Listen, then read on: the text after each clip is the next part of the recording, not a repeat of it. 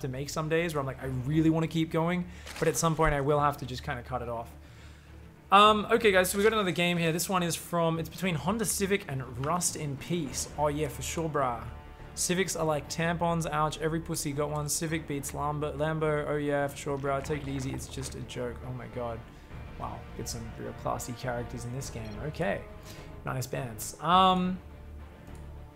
Okay, so this is a Terran versus Zerg.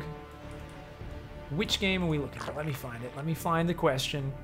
Okay, so it's Honda Civic asking, the Terran. Oh, he's Protoss. Okay, sorry. Though he's written Terran vs Zerg here, so that's funny that I thought it was the same. I'm struggling to micro and macro at the same time. I'm not focused on the important things when I should be. I also think I may be tripping up on some fundamentals.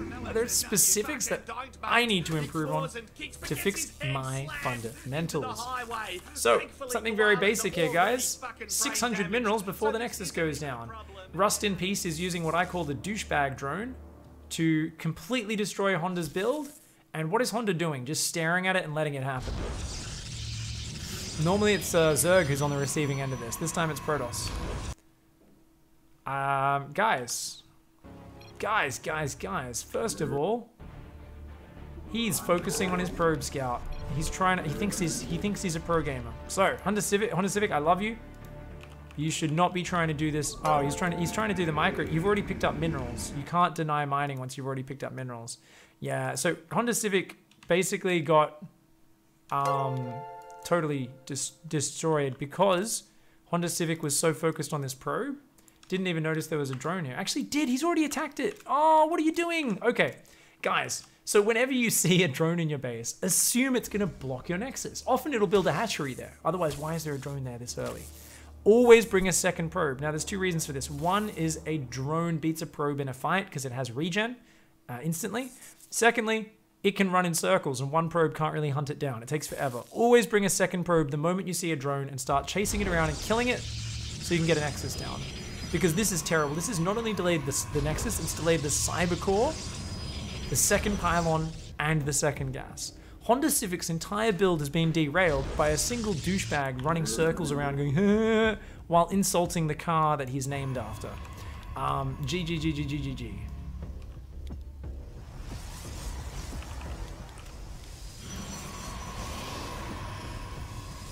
Hey, Jordany, thank you. Oh, I'm on the front screen. The launcher screen, right? The launcher? Or is it actually like on the website or something? That'd be cool. Thanks. Really appreciate the Twitch Prime sub, Jordany, and the heads up on that. Yeah, it's really cool that Blizzard's promoting this. Very, very cool. So, we're gonna see a Stargate into Robo Twilight before building any Stargate units because there's no gas. So Honda Civic messing the build up, goes for the Stargate and then goes for tech way too early afterwards. And this Oracle is going to get hugely delayed. Also building a Sentry. You can't afford a Sentry this fast. So Honda Civic really needs to iron out the build order. The build order is very, very sloppy here from Honda Civic. It's just not efficient. You've kind of got to make up your mind on what you want to do. There's also a lot of Chrono Boost that's been saved up here as well. You don't always need to spend every bit of Chrono, but you definitely should be trying to spend some of it. Oracle's just going to get a revelation down. Now, thankfully, Rust in Peace, this guy who's been smack talking the whole time, has done a terrible job of droning himself. So Honda Civic's actually ahead on the economy for a good bit of this early game, but that could change very quickly. This is a Zerg player, after all. So we've got Charge and Immortals on the way. 3 Sentries. Okay. Yeah, I mean, the thing is, against a Zerg, like, honestly, this Rust in Peace player kind of looks like he's only on 44 drones and there's been effectively 0 pressure. If there was any pressure, even just 1 or 2 Adepts, or even an Oracle at the proper timing, this would have been huge. This Oracle keeps coming in and just kind of headbutting into the mineral line. So, right there, it actually could have run in and picked off 6 or 7 drones and probably got out of there. Or at least killed 7 or 8 and then maybe not got out of there. There's not even a Spore there. It could come in here, hold position there, turn on its laser beam, out of range of the Spore, pick off a drone, 2, maybe 3, and then leave. But he's kind of just headbutting in, straight towards the Queens. The other thing you can do is come in either here, pick off drones that are transferring, or come in here, pick off drones that are transferring. So this Oracle usage just isn't that great, and the Oracle keeps getting sent home. So I'm a big fan of people, when their units are in trouble, When you're done microing it, look at this. Like I said, it comes in from the wrong angle.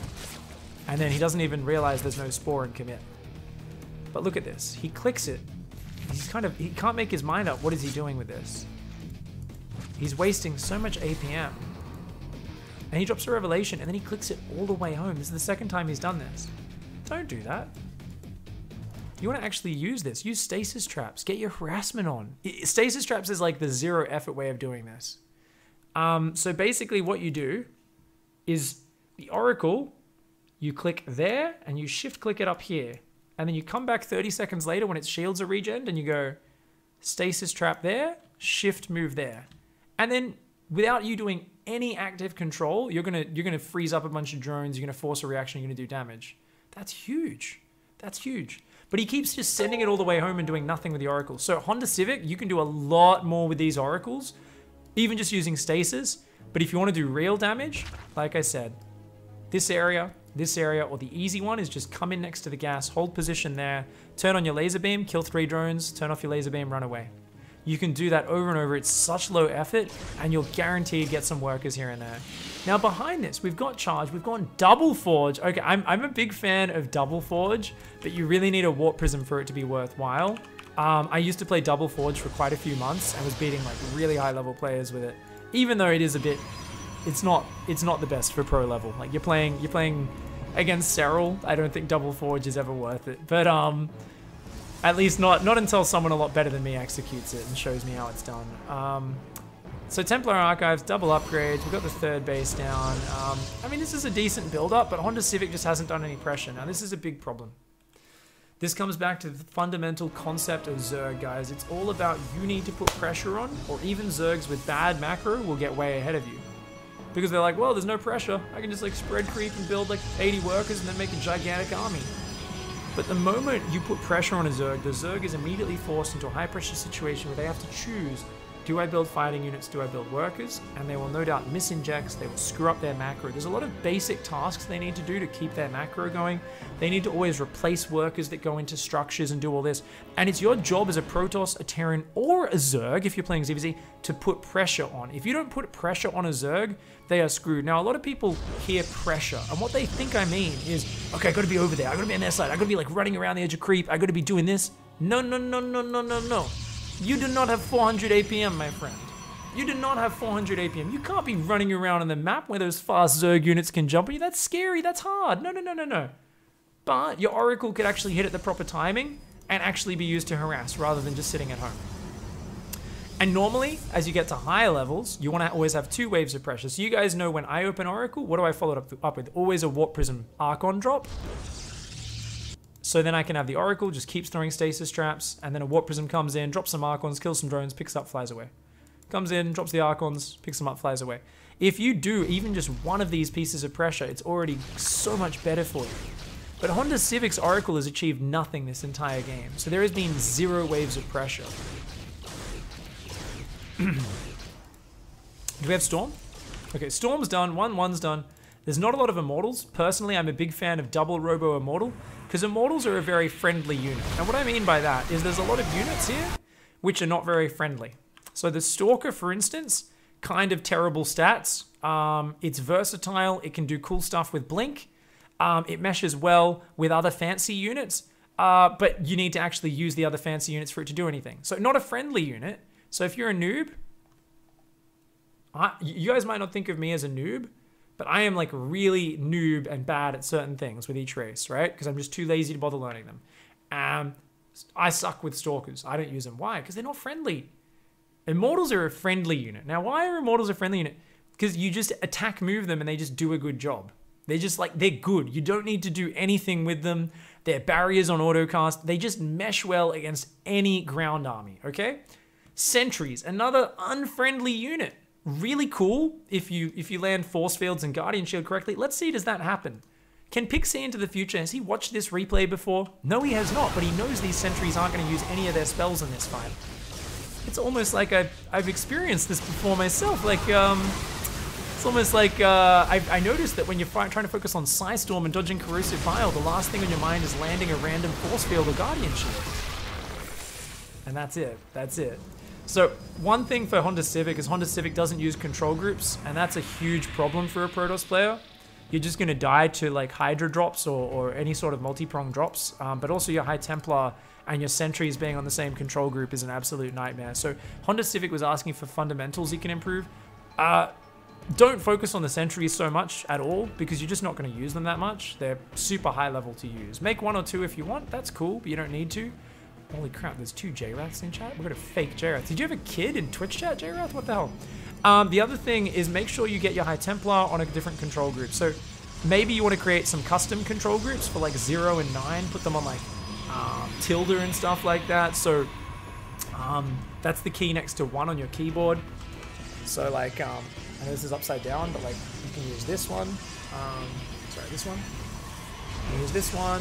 If you use standard hotkey layout, you can use W, since you should be manually controlling your warp gates anyway, which, oh, you're not doing, Honda Civic's not doing that either, actually. Oh, gross. It doesn't matter. A lot of people don't do that, but yeah. Basically, there's these really lazy mechanics, like your warp gates being automatically control grouped on W, which is actually a really bad habit, because you should get used to controlling your gateways so that using your control groups, you can actually, just using your hotkeys, you can turn them to warp gates while microing or executing a push. But yeah, we see here that the army's always in a ball, and even though it's like, it still gets the job done, and it looks like it's going to crush through, double Robo Immortal I think is way better than getting a few extra gateways early. I think, did we get a double Robo? I don't think we did. Oh, there was a second Robo, it just came down a bit later, I think. Okay, cool. There's also way too many probes. We've got 22 probes on that base, we've got 17 on that base, 10 on that base, and we've also got probes rallying up there.